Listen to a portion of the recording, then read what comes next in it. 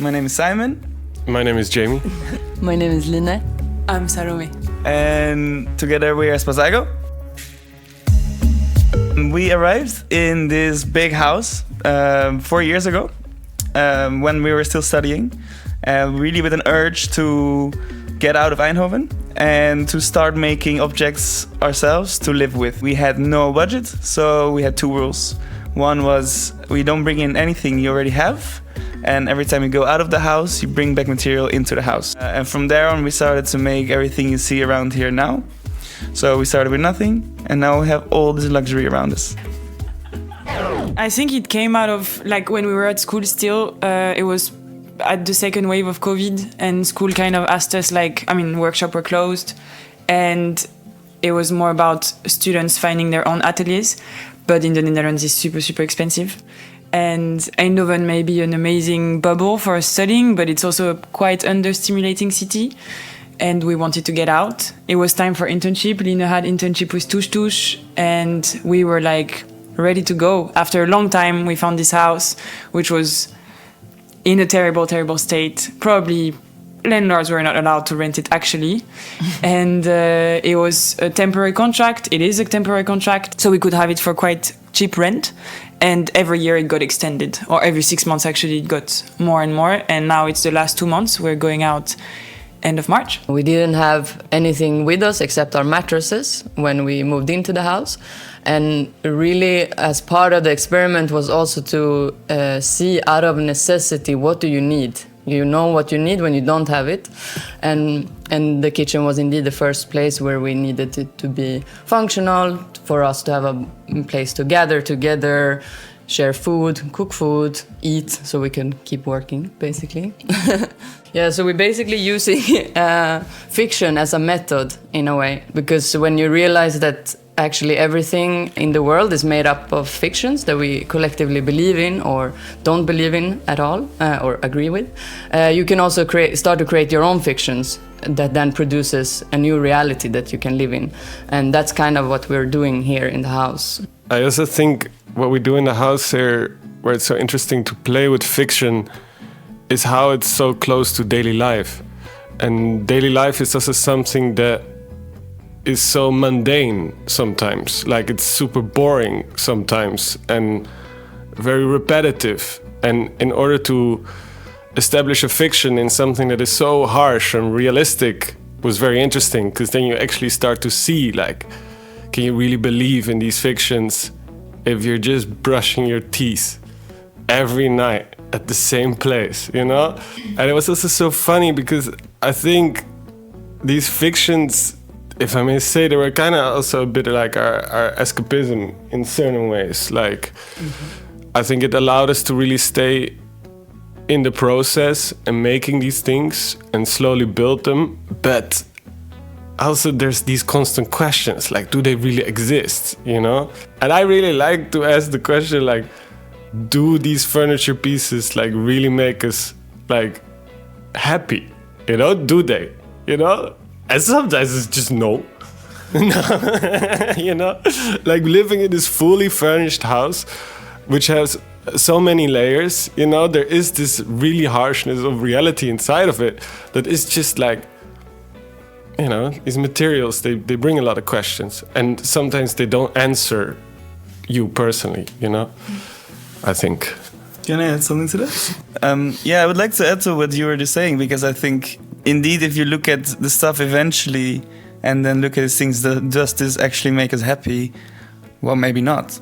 But I think the process towards making these things happen, the whole kind of roads, this kind of weird, these weird experiences you have while coming towards a piece is something that definitely makes me happy. And definitely to do it in collaboration with my very best friends. It's such a blessing that I can do this.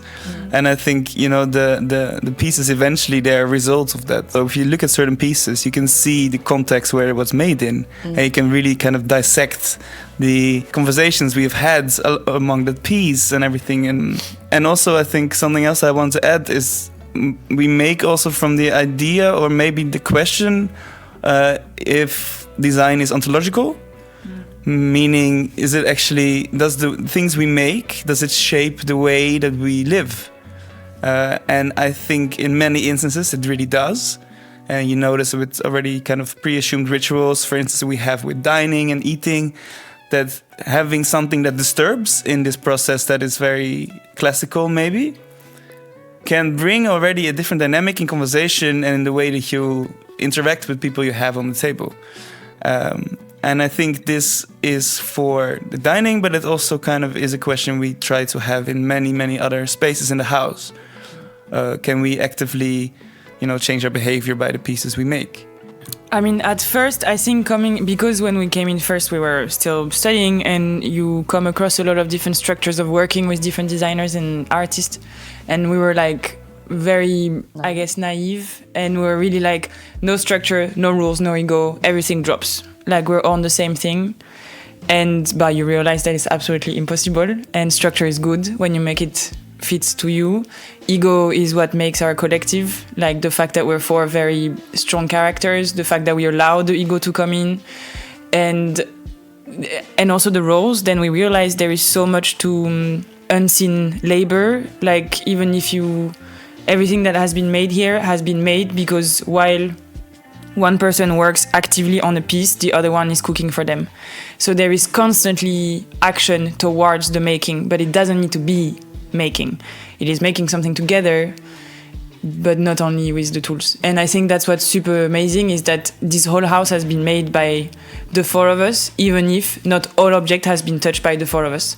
And by other people, of course. I think like that's also the good thing with understanding that ego is a thing, and that is just not you should not cut it down, is you understand that if you drink from the ego of others, you get so much stronger, and without one another, we would never had made this, and without the people that we have around the four of us, even less. So it's just such a constant, it's just a constant collaboration with everybody, everything that is around, everything we touch, it's organism. Yeah, I think for us it was also a big part of coming into this house. For us was also we were thinking a lot about like the gallery structures and the existing structures out there in our field of work that we were gonna start entering after school, and we were really not agreeing with that idea, with the white cube and the note where it says please don't sit, but it's a chair that I'm looking at. So this was one thing that we wanted to do. We wanted to place our objects in a lived environment and show them in a lived environment. And this is also then to have a platform also for others and our peers and our friends to do the same. And I think a lot of them actually felt like us about that because then you create a relationship with the piece. If you just make something and it goes to a gallery, there's no relation. And this time spent with the piece also has so much information. It informs you a lot more. I think we speak a lot about everything around the object itself, so the object is an outcome, still a lot of information in it, but there's a lot of stuff around the object itself. And sometimes those processes are the things that you truly, truly feel while working on them. And recently, I think we've been asking ourselves a lot, and I've been also asking it to friends, like when you get really the satisfying feeling of having something finished, and sometimes it just doesn't exist. So like something done is like, it's not this catharsis, like, yeah, it's done. I feel so like, and it's way more about like focusing on all of that, which was leading up to it. And I think it's really important to, embody the process. And also the more you embody the process, the stronger also the outcome is. And I also feel that always answers a lot our dynamics in between each other, because if the process of a certain work was really strong and all of it also gets materialized, that entire process, the outcome is like, we kind of almost already feel it then. Like we don't even need to discuss it. Like, this happened. We went into these decisions. We figured out that these materials work in certain ways. And then Lina cut herself, and then we had to go to the hospital.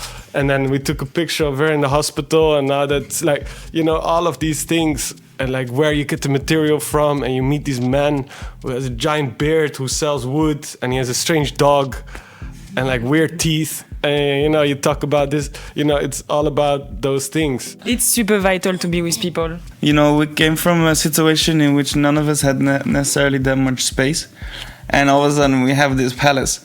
And because we're also people who like to be around people, quite naturally we also attracted more people that came into this house and could find their way out. Because I think in a way, indeed, what you said before, we were also completely escapistic about our own lives. We wanted to make our own reality, and so we just end up doing that. And many other people looked at this and were like, I want a piece of that pie, I want in. And we're like, fuck yeah, the more people, the more better, it's gonna be fun. And what happened then is that you end up sitting together on the table and you surround yourself somehow one day with writers, painters, people, and everyone shares from their different views, perspectives, their view of life or of work. And that's really the moment for me when I'm like, that's cool, that's really nice. This house, it's now coming to an end, and we very much hope that the next project, once we're done with all the physical making, it's not only about making the objects and then put them there, the life after, where we can invite other people to come and sort of respond to the spaces and respond to the objects and play around with that. That's also something we really... It's been happening here naturally, occasionally, and this is something we really want to put into practice in the next... I feel like there is constantly this fear of disturbing what was there one day. I think a domestic space is meant to be lived, and especially when there is a passation of people living in that space, it needs to evolve with the people that are there. As much as we evolve also within this space. I think we outgrown this house in a certain way. Mm-hmm. Now there is so many objects that we would have not made in that way, and that we would make differently for the next one. And this needs to be just allowed. This needs to happen in more is not domestic spaces are not static as much as we are absolutely not static. And but there is still somehow this feeling that everything needs to stay the same or just be super in built-in kitchen. Just make fucking boxes that you can roll out, then you can change a room in a second. The house really, it's really alive. There is really moments where the house truly reflects, it's a self-reflecting state, if we abuse it, the house looks abused and feels abused. There were also really these moments when we had a lot of mold in the house, and black mold also.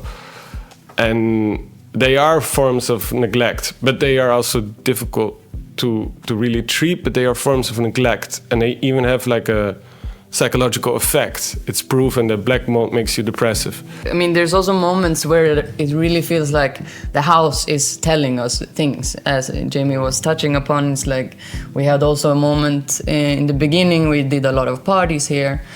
And with that, maybe kind of came off track a bit of what our purpose actually was, and that was really the house helping us by just putting a fucking fire.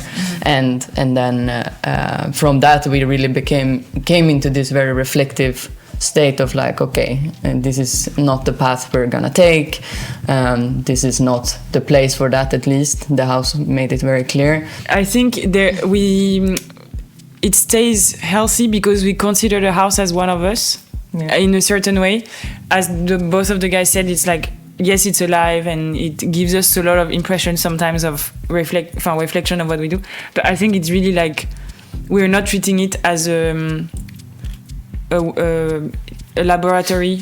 We are as much a laboratory than the house is as a physical space. And we are as the little rats, As human, we can personify object, and we're personifying this entire house by choice, and it's really this conversation with her. Yeah. I mean, we take care of, she gives us shelter, and we take care of her in return, because if we don't, then we have the black mold. So it's it's all one thing. And now it feels like she's a bit ready to go.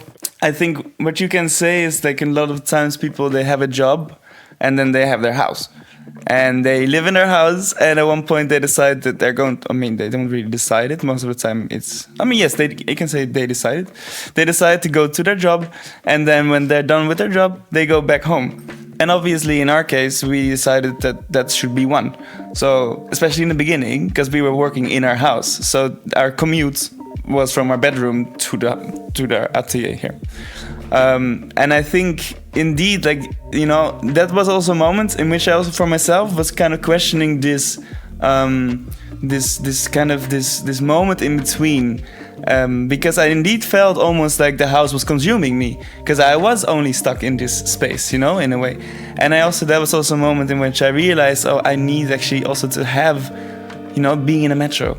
It's so fun. Like, I love being in a metro, see all these people they're crossing, and it can be great inspiration and also great moment, like, you know, to talk after again together. And I think this is, you know, it fits also a little bit with what you were saying about the ego. If you have too much, you know, one space only together, it also becomes a bit of a clusterfuck in which you end up not really letting that ego be able to go out and bringing back information again. So I think, you know, this is a balance that is for our new project going to be very important again, and to find that, because I think what we really want is have another space similar to this, where we can live in and we can work in that proximity. But then we're going to have again a question, where do you go out and where do we get this other kind of information from? And I think this also lays a bit in our method, how we used to do it, you know, go out, find materials, meet that man, meet that dog, you know, have a conversation with the dog and pet the man, you know, something like this, try something.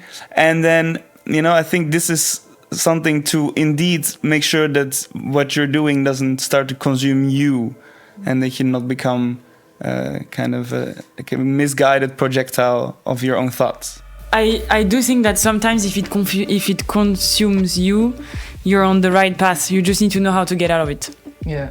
Because I think we got consumed 100%. Yeah, and I think it's good also. Like, for sure. At parts, we're actually looking forward to come again to this intense moment in the beginning where we actually want to close ourselves completely out. It's also good to knowing when you need input and output, and like not constantly have input, because there's so much input actually in this world right now.